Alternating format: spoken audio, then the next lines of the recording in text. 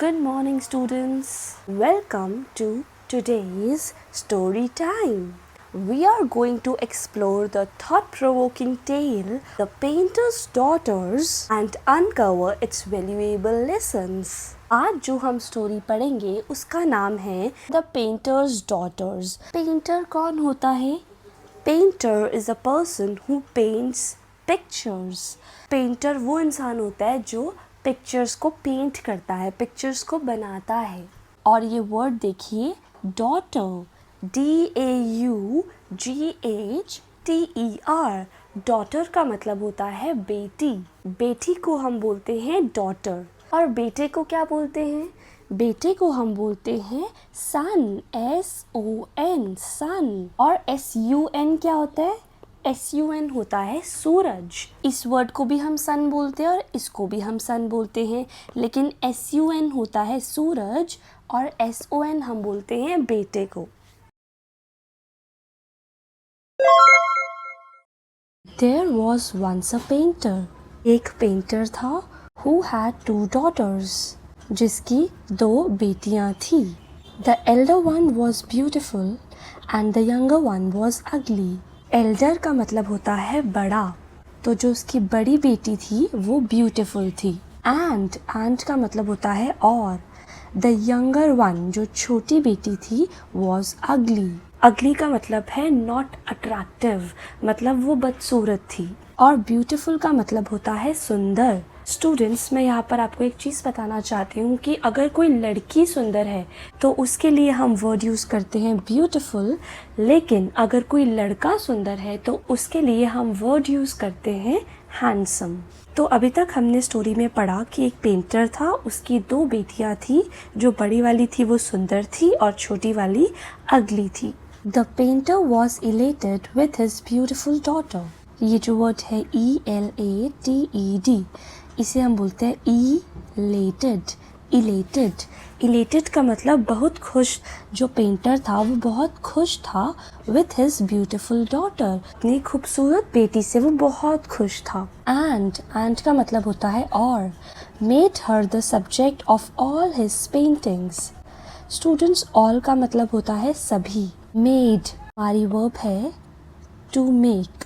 Make का मतलब होता है बनाना और मेक की सेकंड फॉर्म है मेड। तो वह अपनी ब्यूटीफुल बेटी से इतना खुश था कि उसे अपनी सभी पेंटिंग्स का विषय बनाता था। सब्जेक्ट मतलब विषय। द अगली डॉटर हाउएवर का मतलब होता है हालांकि। रिसीव्ड नो अटेंशन, मतलब जो अगली डॉटर थी उसको कोई अटेंशन नहीं मिलती थी, उस पर कोई ध्यान नहीं देता था। एंड का मतलब होता है और। Was left alone in her room crying all day. Alone का मतलब होता है अकेले। इन हर रूम मतलब कमरा। क्राइंग का मतलब वो रोती रहती थी। ऑल डे का मतलब पूरा दिन, सारा दिन। तो मतलब जो ब्यूटीफुल डॉटर थी उसको ही पेंटिंग्स का सब्जेक्ट बनाया जाता था, उस पे सारे ध्यान देते थे, लेकिन जो अगली डॉटर थी उस पे कोई ध्यान नहीं देता था और वो अकेले ही अपने रूम में रहती थी और रोती रहती थी। Whenever their mother saw their father's paintings, whenever का मतलब होता है जब भी। their mother मतलब उनकी मम्मा। किनकी मम्मा? वो जो पेंटर की डॉटर्स थी उनकी मम्मा, मतलब जो पेंटर की वाइफ है, जब भी वो देखती थी। स्टूडेंट्स, टू सी जो है, सी का मतलब होता है देखना और सी की सेकंड फॉर्म होती है सॉ। तो जब भी वो दोनों लड़कियों की मम्मा पेंटिंग्स देखती थी, she felt very sorry for her अगली डॉटर। उसे बहुत तरस आता था। फेल्ट वेरी सॉरी का मतलब उसे बड़ी दया आती थी, बड़ा तरस आता था इस पे, अगली डॉटर पे। One Sunday she entered her room. One Sunday मतलब एक संडे के दिन वह अपनी जो अगली डॉटर है उसके रूम में गई। Comforted the child, COMFORTED, come, FOR for did, comforted the child मतलब उसने दिलासा दिया। and took a tear होता है आंसू। from her cheek का मतलब होता है गाल। and placed it in her garden outside. Garden का मतलब होता है बगीचा, आउटसाइड का मतलब होता है बाहर। तो इस पूरी लाइन का यह मतलब है जो मम्मा थी उसने उसके गाल से एक आंसू उठाया और बाहर बगीचे में रख दिया। अब आंसू क्यों? क्योंकि हमने पहले पढ़ा कि वो अपने कमरे में अकेले रोती रहती थी। तो उस दिन भी वो अपने कमरे में रो रही थी, तो उसकी मम्मी कमरे में गई, उसको चुप कराया, उसे प्यार किया, उसे कंफर्ट किया और उसका आंसू उसके गाल से, जो वो रो रही थी उसके गाल से आंसू उठाया और बाहर गार्डन में बगीचे में रख दिया। स्टूडेंट्स, मैं आपको एक चीज़ बताना चाहती हूँ। ये जो वर्ड है TEAR, इसके दो मतलब होते हैं। एक मतलब होता है फाड़ना और दूसरा मतलब होता है आंसू। दोनों की स्पेलिंग्स सेम होती है, लेकिन जो दोनों ही वर्ड्स हैं उनको अलग अलग तरीके से प्रोनाउंस किया जाता है। इसी चीज़ को फाड़ने को भी बोलते हैं TEAR, पर उसकी प्रोनाउंसिएशन होती है टेयर। लेकिन जो आंसू होता है उस वाले TEAR की प्रोनाउंसिएशन होती है टीयर। देखो दोनों फर्क है, टेयर एंड टीयर। आंसू को हम बोलते हैं टीयर, ईयर, टीयर। और जो फाड़ने वाला होता है उसे हम बोलते हैं tear, tear. In due course of time मतलब समय के साथ the beautiful daughter grew vain. यहाँ पर वेन का मतलब है excessively proud of one's appearance. मतलब कि समय के साथ जो ब्यूटीफुल डॉटर थी वो बहुत ही घमंडी हो गई, उसे अपनी ब्यूटी पे बहुत ही घमंड हो गया। She found nothing as beautiful as herself. उसे अपने से ज़्यादा सुंदर कुछ भी नहीं लगा। नथिंग का मतलब होता है कुछ भी नहीं। इस वर्ड को हम बोलते हैं नथिंग। स्पेलिंग इसकी है NO THING, पर इसको हम बोलते हैं नथिंग।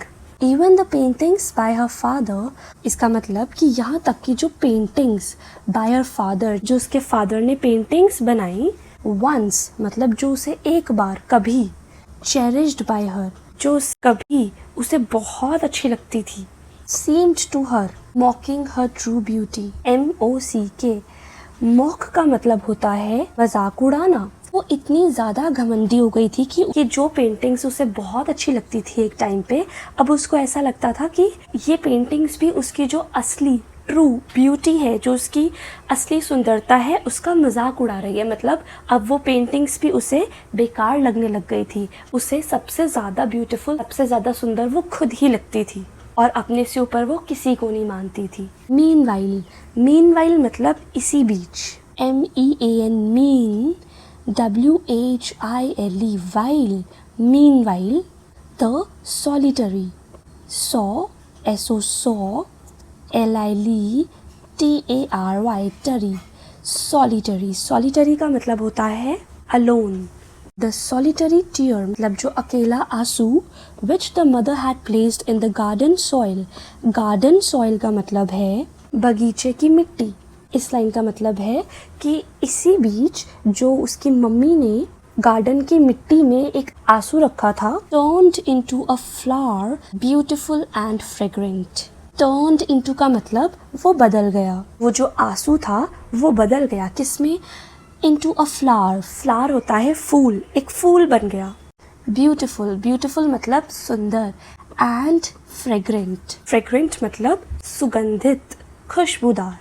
येट डेलिकेट, फिर भी कोमल। The younger daughter found delight in its soul. Soul का मतलब होता है आत्मा। डिलाइट, देखो DEDLIGHT, लाइट, डिलाइट। डिलाइट का मतलब होता है खुशी, आनंद।